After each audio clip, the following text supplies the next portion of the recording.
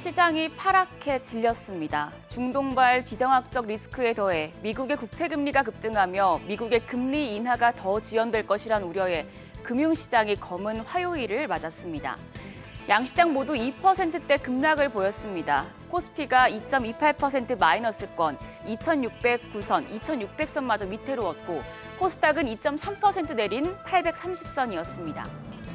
환율이 장중에 1,400원을 돌파했고 외환 당국의 구두 개입으로 상승폭을 조금 줄였지만 그래도 10원 50전 오른 1,394원 50전이었습니다. 달러의 강세, 상대적으로 원화의 가치가 추락했습니다. 원화의 가치가 이렇게 떨어지다 보니 외국인이 우리 시장에서 빠져나가고 있습니다. 외국인 유가증권 시장에서 2,749억 원 팔자세를 보였고 기관도 2,933억 원 매도 우위, 개인만 홀로 5,498억 원 순매수 기록했습니다. 코스닥 시장에서도 양매도가 연출됐습니다. 외국인이 1,566억 원 매도 우위, 기관도 100억 원가량의 소폭의 순매도 보였고요. 개인만이 1,857억 원 사자세를 나타냈습니다. 시가총액 상위 종목 마감 상황입니다. 거래소 쪽에서 현대차와 기아를 제외하고 10위권 나머지 종목들은 모두 파란불을 켰습니다.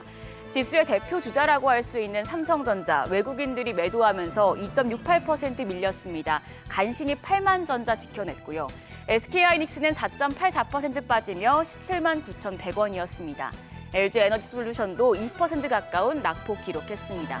그나마 여기에서 현대차와 기아, 고환율의 수혜를 받을 수 있는 두 종목이 플러스권에서 마감했습니다. 현대차가 0.21%, 기아가 강보합으로 선방했습니다.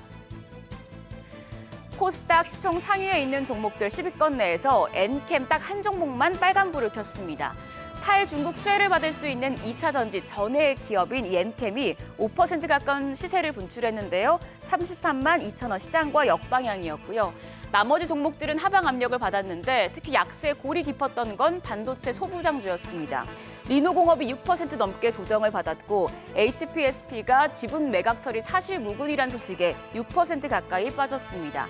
또 이오테크닉스도 4.62% 하락 마감했습니다.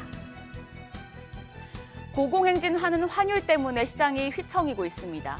어제 결국에 장중에 1,400원을 넘었고 외환 당국의 구두 개입에 1,394원 선에서 마감하긴 했지만 간밤에 달러 인덱스가 여전히 106 수준이라 환율의 추가 상승 가능성이 열려 있습니다. 지금까지 환율이 1,400원을 터치한 건 3번 정도였는데 이때가 사실상 국내 신용 위기거나 글로벌 위기 국면이었다는 점에서 이 1,400원이 주는 공포심이 클 수밖에 없습니다. 하지만 증권가에서는 아직 1,400원대 중반까지는 가지 않을 것이라고 보고 있습니다. 금리 인하 시점이 뒤로 밀렸다는 점에서 지금 상황이 2022년과 유사하다는 분석이 나오죠. 그러나 그때와 지금은 상황이 다릅니다. 2022년에는 미 연준의 공격적인 금리 인상에 따른 신용 위기와 함께 유럽의 에너지 위기, 중국의 제로 코로나 정책, 국내적으로는 무역 적자와 레고랜드 사태까지 모든 악재가 겹쳐 있는 상황이었습니다.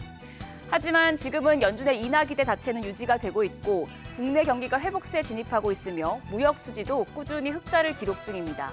게다가 원화만의 약세는 아니죠. 그래서 유진투자증권은 환율이 더 큰 폭으로 상승하려면 전쟁이 더 심화하거나 아니면 연준의 연내 금리 인하 가능성이 아예 사라지는 정도의 계기가 필요하다며 환율의 추가 상승에는 선을 그었습니다. 만약에 환율의 상방이 더 열리더라도 외국인들이 지금 이 보릿고개만 넘어가면 다시 시장에 강하게 들어올 것이란 전망도 동시에 나옵니다. 2022년 환율이 1,400원을 돌파했을 때 코스피 지수가 하락 추세를 보였습니다. 하지만 환율이 1,400원대 들어선 이후에는 저점을 찍고 외국인이 한국 주식의 보유 비중을 확대하는 모습이었습니다. 오히려 낮은 밸류에이션과 환차의 기대감이 외국인 투자자들에게 매력적으로 작용한 겁니다. 현재 코스피 지수의 외국인 투자자 지분은 35.2% 수준입니다.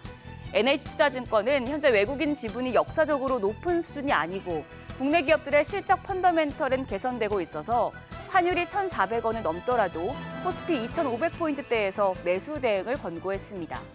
특히 4월 말부터 본격적인 1분기 실적 시즌이 시작됨에 따라 대외적인 이슈에 영향을 받지 않고 실적 개선세가 이어질 것으로 보이는 수출 관련주, 반도체와 자동차 업종에 주목할 필요가 있다고 강조했습니다. 오늘도 우리 시장은 파월 발언에 따른 국채금리 급등의 충격을 받을 수 있겠습니다. 안전벨트 풀지 마시고 신중하게 오늘 시장 대응하시길 바랍니다. 지금까지 어제장 오늘장이었습니다.